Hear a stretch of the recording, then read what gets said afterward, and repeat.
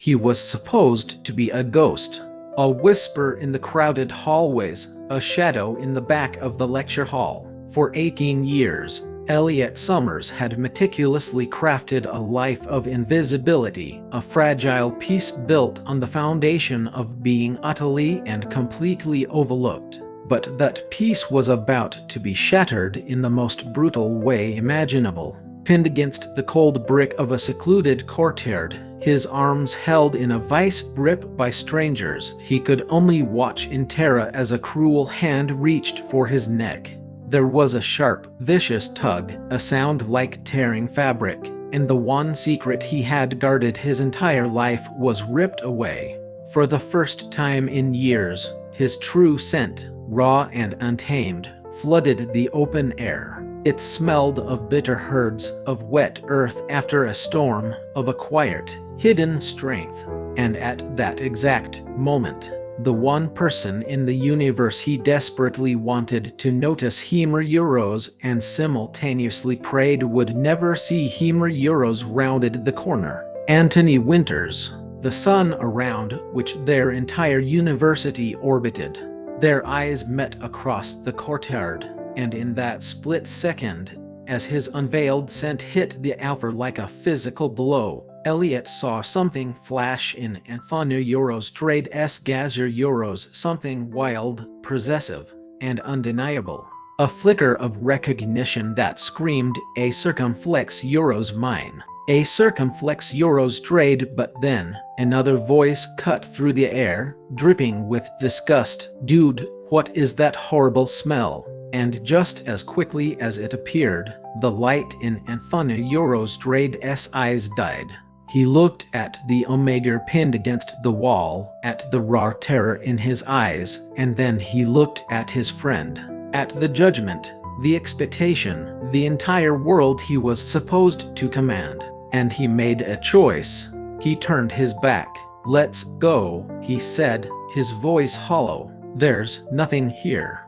He walked away, leaving Elliot not just exposed and humiliated, but utterly broken by the deafening silence of the one person whose soul seemed to call to his own. To understand the weight of that betrayal, we have to go back to the beginning, back to the art of self-erasure that Elliot Summers had turned into a masterpiece. His entire existence was a carefully orchestrated campaign for anonymity. It was in the way he hunched his shoulders, creating a concave space where confidence was meant to reside. It was in the way his gaze was perpetually fixed on the ground, memorizing the cracks in the pavement rather than the faces of his peers. His voice was a tool used only when strictly necessary, a soft murmur that faded the moment it was spoken. But the cornerstone of his invisibility, the masterstroke of his disappearance, was the scent blocker. Every morning, without fail, he would perform the ritual. Thick, sterile patches, devoid of any personality, were pressed firmly against the glands on his neck and wrists. They were his armor and his cage, meticulously erasing the single most defining characteristic of an Omega: his scent. His scent wasn't something to be proud of, or so he had been conditioned to believe. In a world where Omegas were expected to smell of intoxicating sweetness, Euros of honey and sun-ripened peaches, of rose gardens in full, decadent bloomer Euros, Elliot was an anomaly. He smelled of the earth. His mother, in a moment of casual cruelty, had once wrinkled her nose and declared he smelled like a damp garden after the rain. It wasn't the poetic fragrance of petrichor, it was the scent of unturned soil, of crushed green stems, of bitter weeds clinging to life. It was unremarkable, herbal, and fundamentally undesirable in the marketplace of mates. It was the scent of dirt, not of devotion. So he buried it. He scrubbed it from his existence and presented a blank, odorless slate to the world, praying no one would ever try to read the story written underneath. His fortress of solitude was breached on the very first day of a mandatory elective. Ecological systems. Elliot, true to form, had secured a seat in the most remote corner of the sprawling lecture hall. It was a perfect vantage point for observing without being observed. He focused on the pristine, empty pages of his notebook, a canvas for knowledge, not interaction. Here, he was safe. Here, he was invisible. The illusion lasted until the professor, a man with a cruel penchant for social engineering, cleared his throat. "Good morning, everyone. To foster a spirit of inter collaboration, this course will utilize a randomized seating chart for the entire semester. Kindly locate your name and assigned seat on the projector." A wave of collective groans rippled through the hall, but for Elliot, it was the sound of his carefully constructed world beginning to fissure. His stomach plummeted. With a sense of impending doom, he scanned the glowing list, his finger tracing the alphabetized names until it landed on his. Summers, Elliot, seat B12. And then, with a morbid curiosity he would instantly regret, his eyes drifted one line up. Winters, Anthony, seat B11. The air evacuated his lungs in a silent, painful rush.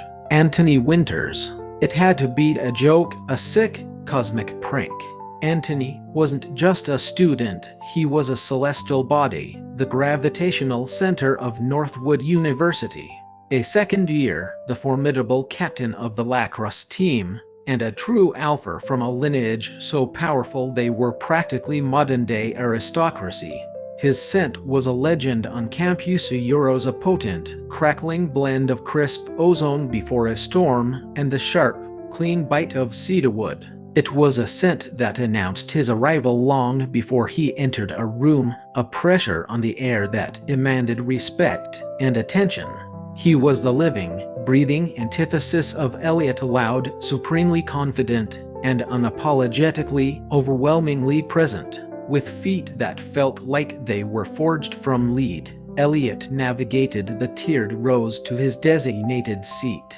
Anthony was already there, a sun-king holding court. He was leaned back in his chair, radiating in effortless charisma, surrounded by a constellation of equally handsome and imposing friends. His laugh, a deep, rumbling sound, echoed in the hall, and Elliot could practically feel the omegas in the vicinity unconsciously straightening their posture, a primal response to his power. One of his friends, a brawny alpha named Tim, complained loudly, "I can't Eurostrade T believe they're Eurostrade remaking us sit with first years."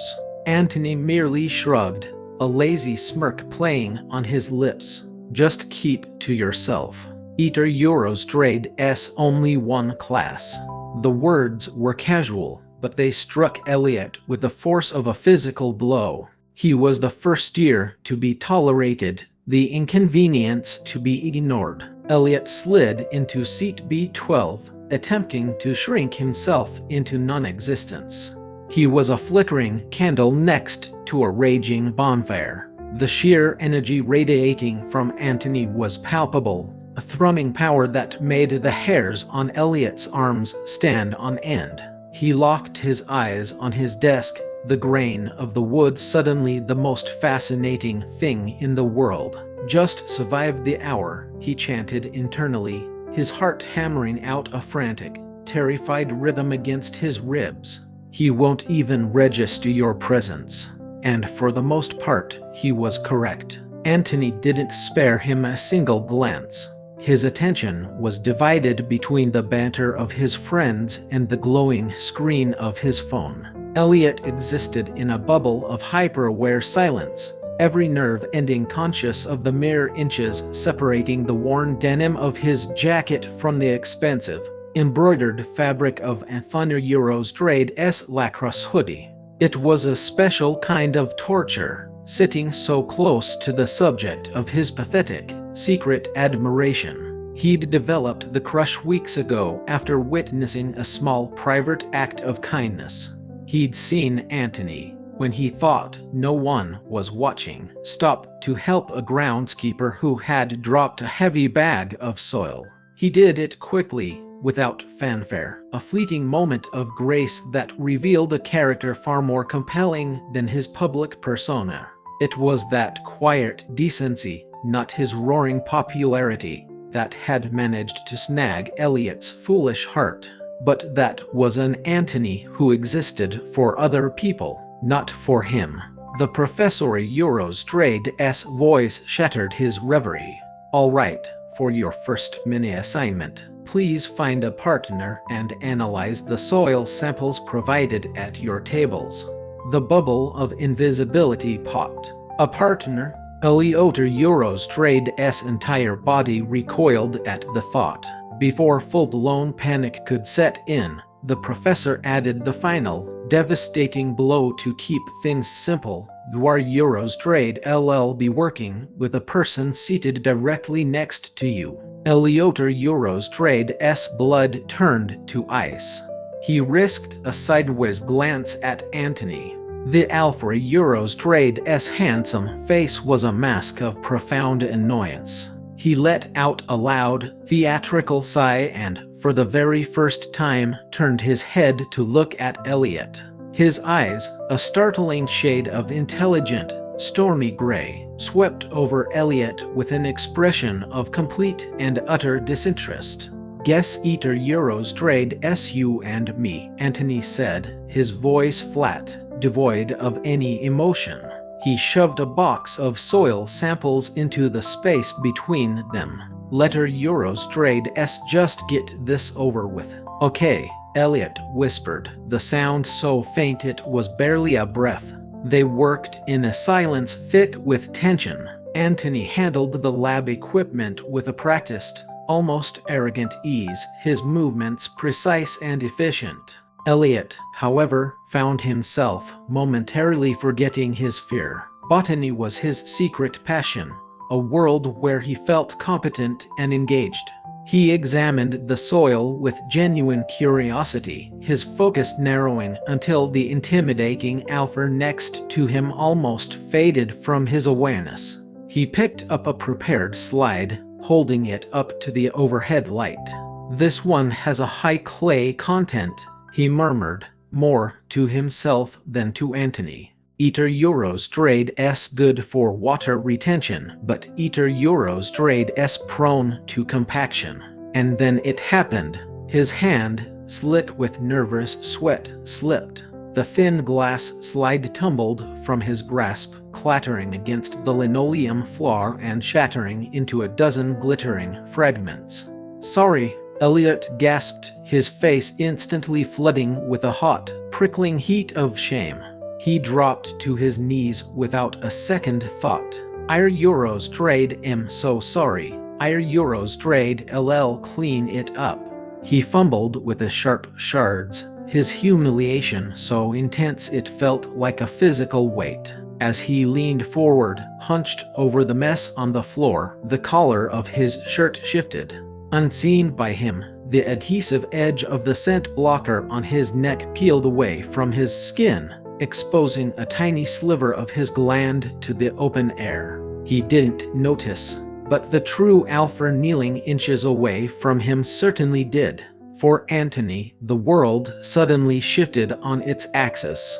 The air in the lecture hall, a chaotic and cloying miasma of 100 different student scents, abruptly a euros cleared.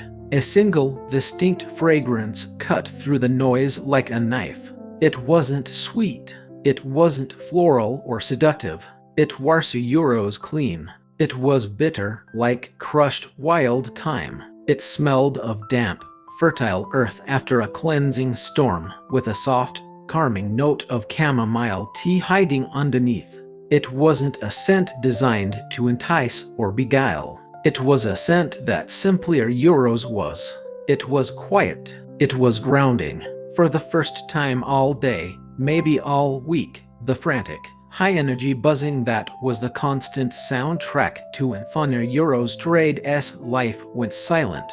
The immense pressure to be the top alpha, the crushing weight of his family Euros trade's expectations, the relentless posturing required to maintain his social standing Euros, it all just dissolved into a blissful background hum. All that remained was this peaceful, centering aroma. The sensation was so foreign, so deeply unexpected, that he physically recoiled. What was that? It felt Euros vulnerable. It felt like surrender. He looked down at the Omega on the floor, this plain, unremarkable boy who was still fumbling with broken glass. The scent, that impossibly calming scent, was coming from him. Athana Euros trade's brow furrowed, his confusion quickly souring into irritation. He hated this feeling. He hated the weakness it implied. He hated that something so unassuming could have such a profound effect on him. Elliot looked up at that moment, his eyes wide with apology. "I got most of it." Anthony just stared, his expression turning cold and hard as he slammed a mask of familiar arrogance over his bewildering inner turmoil. He said nothing. He simply turned back to their assignment, leaving Elliot to scramble with the last of the broken pieces, his heart sinking under the weight of that icy, dismissive glare. 2 days later, the professor delivered the second crippling blow. "Your primary semester-long project will involve an in-depth analysis of a local ecosystem. And yes," he added, raising his voice over the ensuing groans, "you will be working with your assigned partner." Anthony didn't Euros trade even bother to hide his displeasure this time. He slumped in his chair, shooting a look so venomous at the side of Elliot Euros trade's head that Elliot felt it like a physical burn, shrinking further into the supposed safety of his sweater. After class, Elliot Euros trade's humiliation was compounded when he overheard Anthony attempting to plead his case with the professor. "Professor, with all due respect, my schedule with lacrosse is incredibly demanding. I really need a partner who can keep up. Euros trade am just not sure." Euros he trailed off, but the implication hung in the air, thick and suffocating. Euros trade am not sure this quiet little first year is good enough. "Mr. Winters," the professor replied, his voice calm and unyielding, "the pairings are final. Perhaps this is an opportunity for you to learn something about collaboration." Anthony stalked back to his desk to grab his bag, his jaw clenched so tight Elliot was surprised his teeth didn't crack. Elliot quickly gathered his own things, his face burning with a shame so profound it was dizzying. He knew he was a nobody, but hearing it articulated, even indirectly, by the one person he secretly admired, was a unique and exquisite form of pain. Their first project meeting took place in the library, a space that was usually Elliot Euros trade's sanctuary. Today, it felt like an interrogation chamber. Anthony sat across from him, arms crossed over his broad chest, radiating an aura of aggressive impatience. "So," he began, tapping a pen against the table in a rapid, irritating rhythm, "any ideas? Because I don't Euros trade have time to waste." Swallowing hard, Elliot pushed a notebook across the table. "Euros, I was thinking we could study the university greenhouse," he said softly. Euros trade as a controlled ecosystem, but it features a lot of complex symbiotic relationships between the various plant species and the insects they introduce for natural pest control. Anthony raised a skeptical eyebrow. He picked up the notebook, his expression dismissive, but as he opened it, his posture shifted slightly. Inside, Elliot had already drafted a meticulous, detailed proposal. There were sketches of the greenhouse layout, notes on specific flora, and a list of potential research questions that were both insightful and academically rigorous. His handwriting was neat, His thoughts were organized, and he had even included a preliminary bibliography of academic sources. Antony read it through once. Then, a flicker of something unreadable in his gray eyes, he read it again. He had come into this partnership assuming the Omega was an intellectual lightweight, a charity case he would have to drag across the finish line to secure a passing grade. But Thesaurus, this was brilliant. He Euros trade s not stupid, Antony thought, a sliver of genuine surprise cutting through his layers of annoyance. He looked up, really looked at Elliot for the first time, and saw a pair of wide, nervous eyes watching him, waiting for a verdict. "This is a Euros fine," Antony said, his voice clipped and brusque. He refused to give a real compliment. It felt like conceding a point he didn't even know they were arguing. "We Euros trade LL go with this." Elliot let out a tiny, squeaking breath of relief. "Okay." As they began to work, a strange and unexpected dynamic settled between them. Antony, accustomed to being the one with all the answers, would ask a sharp, demanding question, and Elliot, in his quiet, unassuming way, would answer it with a depth of knowledge that was simply undeniable. The silence that fell between them was no longer entirely hostile. It was focused, and for Antony, it was something else entirely. It was calming, away from the boisterous noise of his friends, away from the suffocating pressure of his reputation. Just sitting here in the hushed reverence of the library with this quiet, intelligent Omega, the incessant buzzing in his head eased once more. He hated to admit it, even to himself, but he felt a Euros settled. "Stop it," he snarled internally, a wave of self-loathing washing over him. "What is wrong with you? He Euros trade s a nobody. Just focus on the grade." The moment they stepped outside the library Euros trade s doors, the fragile truce they had built shattered into a million pieces. The next day, Elliot saw Antony walking across the main campus quad with Tim and the rest of his lacrosse entourage. Summoning a sliver of courage, Elliot offered a small, hesitant smile. Anthony Euros trade s eyes met his for a fraction of a second, a flicker of something that might have been recognition, before his gaze went straight through him, as if he were a pane of glass. He walked right past without a hint of acknowledgement. Tim bumped Anthony Euros trade s shoulder playfully. "Still stuck with that stray for your project?" he'd asked, his voice deliberately loud enough for Elliot to overhear. Antony laughed. It was a hollow, forced sound that did not reach his eyes. "Yeah," he said, each word a stone pelting Elliot Euros trade s already fragile self-worth. Eater Euros trade s a total nightmare. Elliot ducked his head, the familiar heat of shame creeping up his neck, and hurried away, the dizzying whiplash of being seen one moment and rendered invisible the next making his head spin. Anthony Euros trade s life devolved into a bizarre contradiction. Inside the hallowed halls of the library, during their project meetings, he found himself unconsciously seeking out the quiet bubble of peace that surrounded Elliot.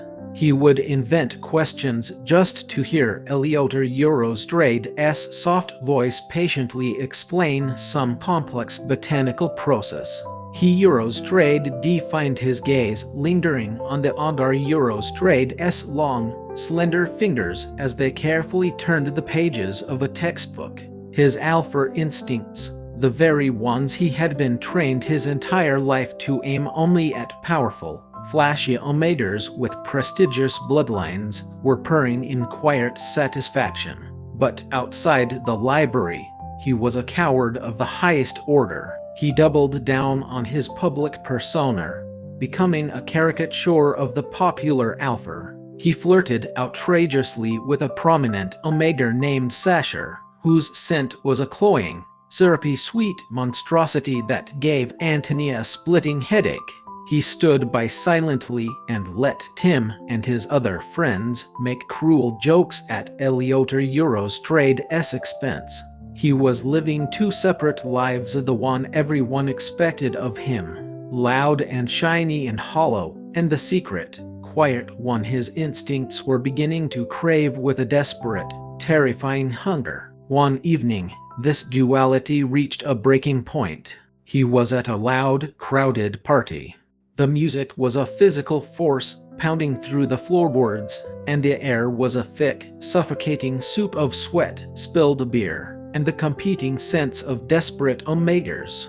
Sasha was draped over him like a cheap fur, her sweet perfume making him feel nauseous. "Antony, you seem distracted," she purred, tracing the line down his chest with a manicured nail. He felt claustrophobic, like the walls were closing in. He needed to escape. Making a lame excuse, he fled the oppressive heat of the party and stumbled out into the cool night air. He didn't have a destination in mind, but his feet, seemingly with a will of their own, carried him on a familiar path.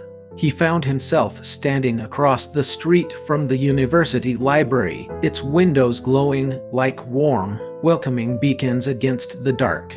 He knew, with a certainty that settled deep in his bones, that Elliot was in there. He was always in there. A part of him, a deep, primal part that he had been trying to suppress, screamed at him to cross the street. It urged him to find that quiet corner in the stacks, to pull up a chair, and to just sit in the peaceful silence with the one person who could quiet the storm in his mind. He wanted, more than anything, to escape the noise and the pressure and feel that strange, grounding sense of peace again. But he couldn't. Eurostrade T. He was Antony Winters, Captain, Heir, True Alpha.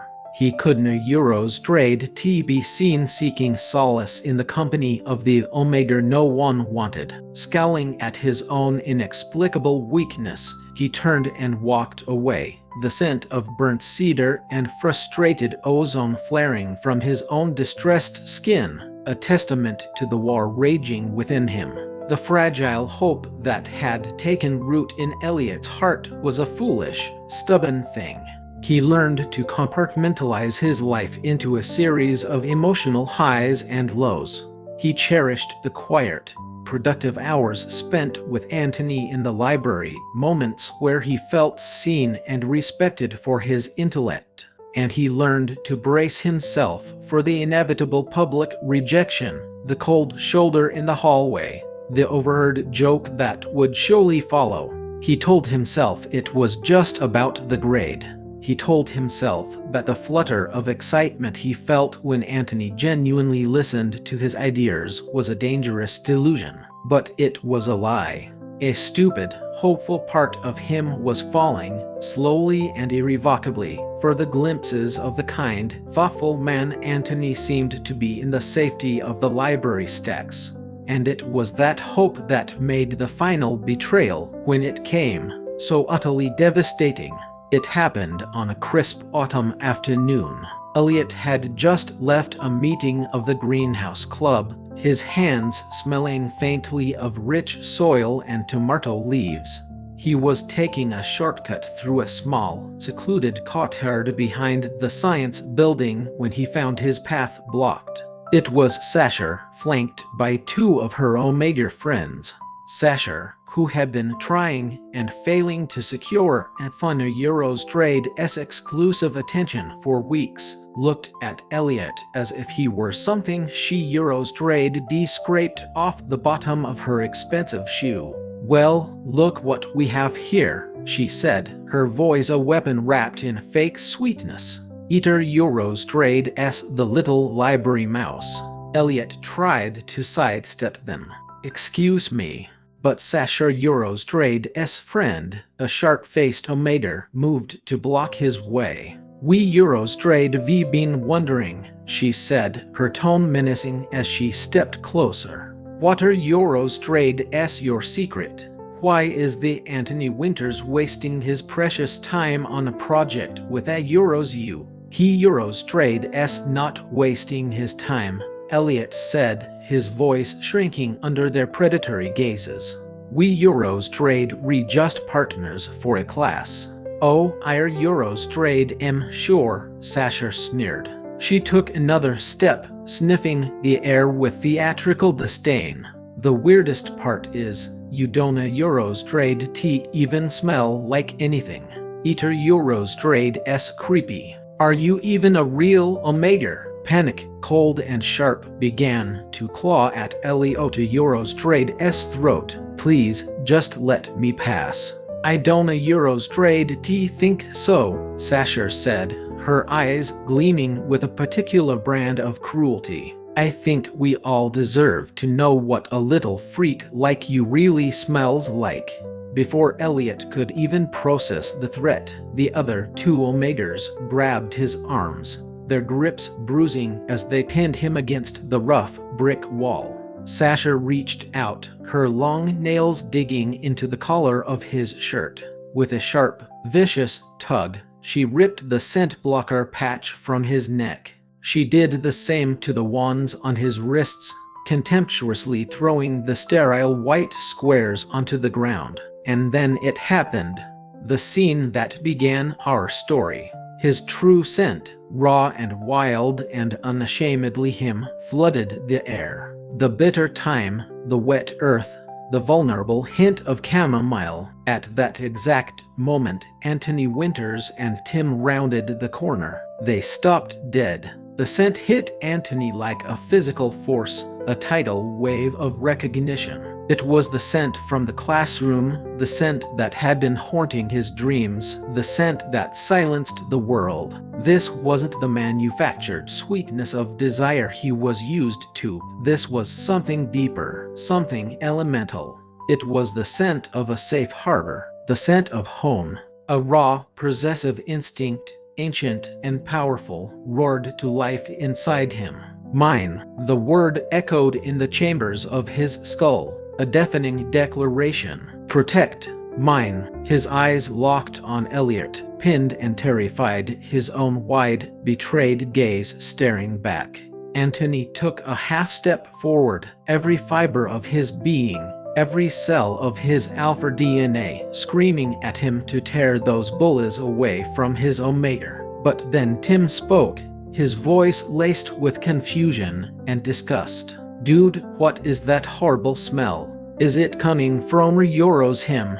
He looked at Anthony, waiting for his alpha, his leader, to confirm the verdict, to join in the mockery. And in that moment of hesitation, Anthony froze. He looked at Elliot, at the raw, undeniable need stirring in his own soul. Then he looked at Tim, the embodiment of his friends, his family, his entire life of expectation. He saw the judgment in his friend Euros trade's eyes. He felt the crushing weight of his father Euros trade's ambitions secure a powerful match, uphold the Winters name, never show weakness. Choosing Elliot, this quiet, floored Omega with a scent of dirt, would mean throwing all of that away. It would mean choosing the unexplainable over the acceptable. Fear, cold and suffocating, choked the instinct right out of him. He became a coward. He said nothing. He didn't defend Elliot. He didn't snarl at Sasha. He didn't even acknowledge the boy whose scent was calling to the very core of his soul. He turned his back. Let her Euros trade's go, Tim, he said, his voice a hollow shell. There are Euros trade's nothing here. He walked away. He didn't look back, but he could feel Eliota Euros trade's eyes burning into him. He could feel the precise moment the quiet, fragile hope he had unknowingly nurtured in the Omega finally shattered into a million irreparable pieces. And the sound of its breaking would haunt him for the rest of his life. In the aftermath, Elliot didn't Euros trade T cry. He didn't Euros trade T scream.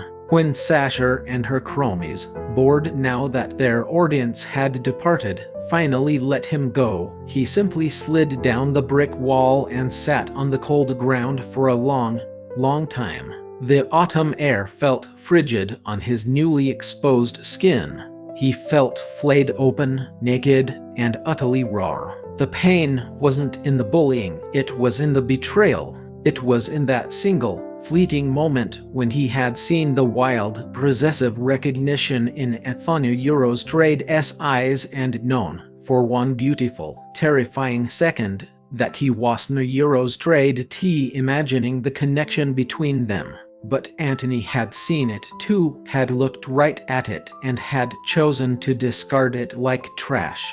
He had confirmed Elizoto Eurostrade's deepest, darkest fear. He was a shameful secret, an inconvenient instinct to be ignored and denied. That night, something inside Elliot didn't just break, it reforged. The flimsy walls of his insecurity were not merely crumbled, they were bulldozed. And in their place, he began to build something new, not with the soft mortar of fear, but with hard, unyielding ice. He abandoned his corner of the library, finding a new, secluded carrel on the top floor. He altered his routes to class. His text replies to Anthony about their project became curt, professional, and devoid of any warmth. In class, he sat in his assigned seat, B12, but he erected an invisible wall around himself, so palpable that even Anthony could feel the chill. He was polite, efficient, and completely, utterly unreachable. He poured all his displaced energy into the university greenhouse. He officially joined the club and spent every spare moment there. He found a profound, grounding peace in the quiet, humid air, surrounded by the earthy, honest smells of living things. He learned to tend to the fussy orchids, to cultivate beds of fragrant herbs, to nurture new life from tiny, unassuming seeds. Here, among the plants that shared his earthy scent, he didn't have to apologize for his own nature. He was just Elliot. And for the first time in his life, he began to suspect that maybe, just maybe, that was enough. I will not let someone else Eurostrade's opinion of me break me, he vowed one afternoon, his hands deep in a bag of rich potting soil. This placer Euros, these plants are Euros, they don't a Eurostrade judge. I will not be a victim anymore. He was meticulously building a world for himself where he didn't need an Alpha Eurostrade's approval to feel whole. Meanwhile, Anthony Winters was falling apart. His conscious denial of his primal instincts was triggering a catastrophic, biological backlash. Splitting headaches plagued him, so intense they made his vision blur. His own powerful scent turned acrid and distressed, like the smell of burnt wires and sour ozone, causing others to unconsciously shy away from him. Sleep offered no escape. He Eurostrade lie awake for hours, tormented by the memory of Eliota Eurostrade's terrified eyes and the phantom scent of bitter herds and rain-soaked earth. His grades, once a source of pride, plummeted.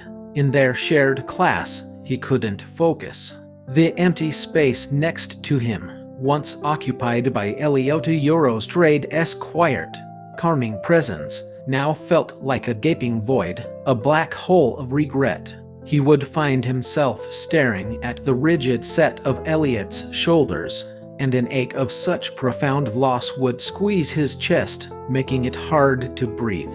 His friends, particularly Tim, were losing patience. "Dude, what is wrong with you?" Tim demanded one day after a lacrosse practice where Thunder Eurostrade's performance had been so abysmal he Eurostrade been benched. "War Eurostrade been a complete mess for weeks. Is this still about that weirdo Omega? You need to get over it."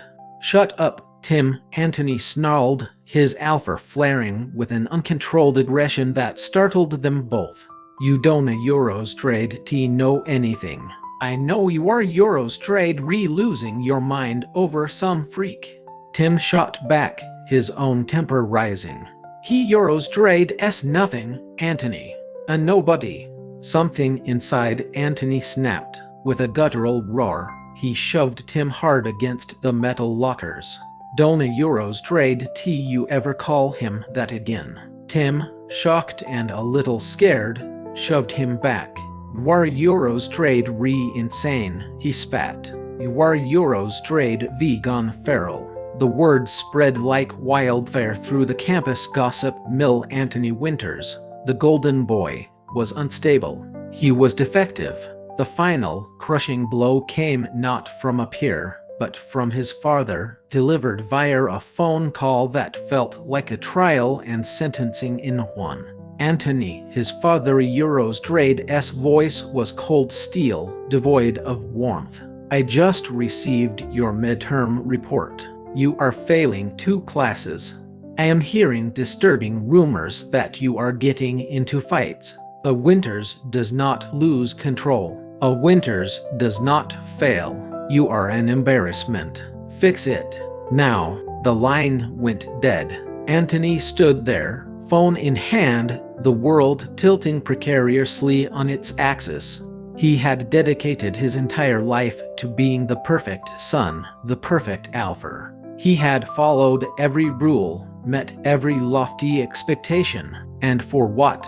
He had sold his own soul, betrayed the one person whose very essence brought him peace, all to maintain a pristine image that was now crumbling to dust around him.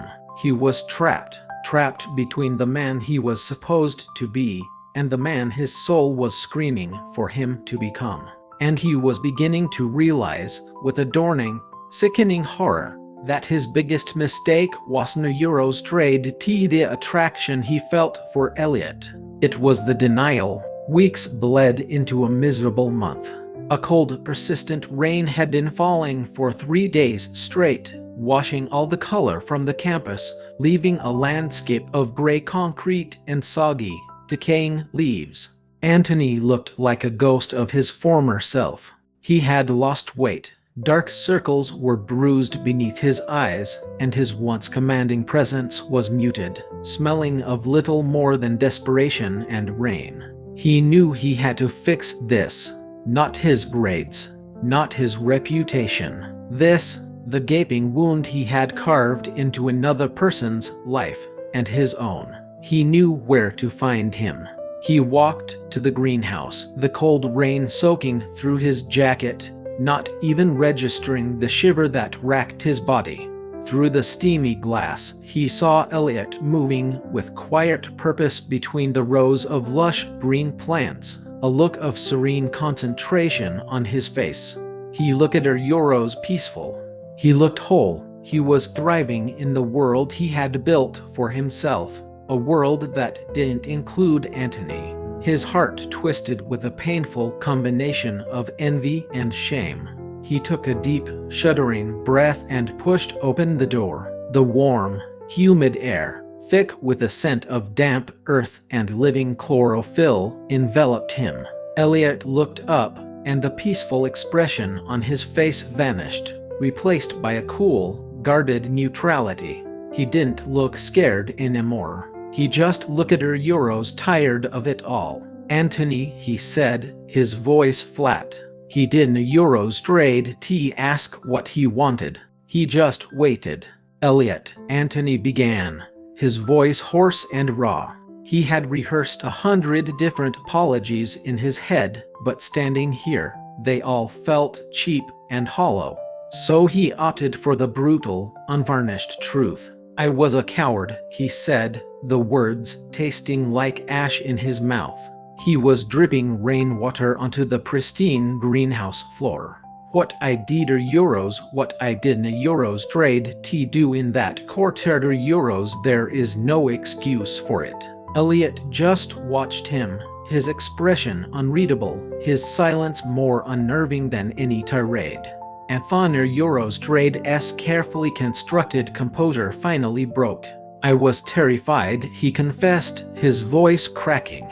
Not of you. I was never afraid of you. I was afraid of what wanting you meant. My whole life, my father, my friend to Euros, everyone taught me that a powerful alpha needs a certain kind of omega. One who smells sweet, like flowers. One who comes from the right family.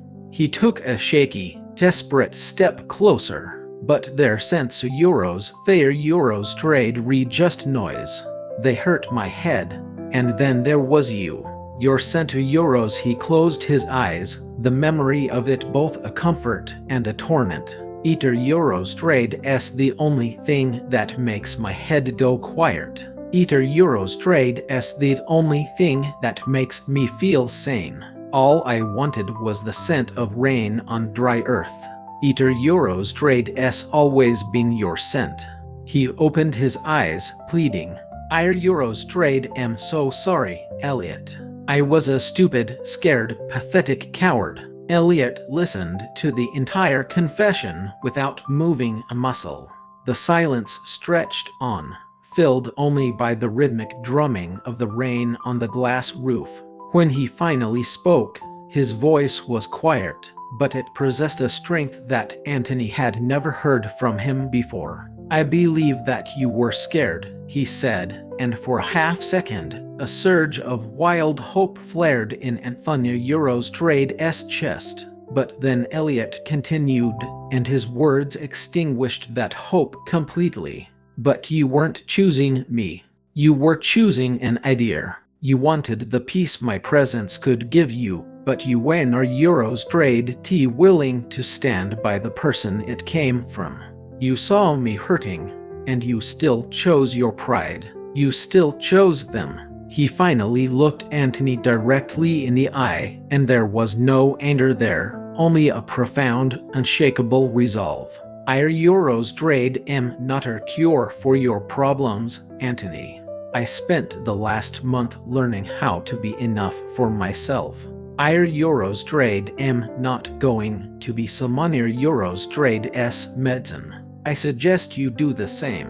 With that, he turned his back, picked up a small watering can, and walked deeper into the warmth and life of the greenhouse, leaving Anthony standing alone in a puddle of rainwater and shame. It was the most painful, soul-crushing rejection of his life, and he knew, with a certainty that settled in his bones, that he deserved every single word of it. That rejection was the splash of icy water Anthony so desperately needed. Elliot was right. He had treated him not as a person, but as a potential remedy, a walking, breathing sanctuary for his own chaotic life. He hadn't been worthy of that peace. So he stopped trying to get Elliot back, and he started, for the first time, trying to fix himself. The very next day, he found Tim. Euros trade am done, Anthony said, his voice quiet but firm. The posturing, the judging Euros, all of it. Elliot is a better person than any of us, and I treated him like trash because I was afraid of what people like you would think.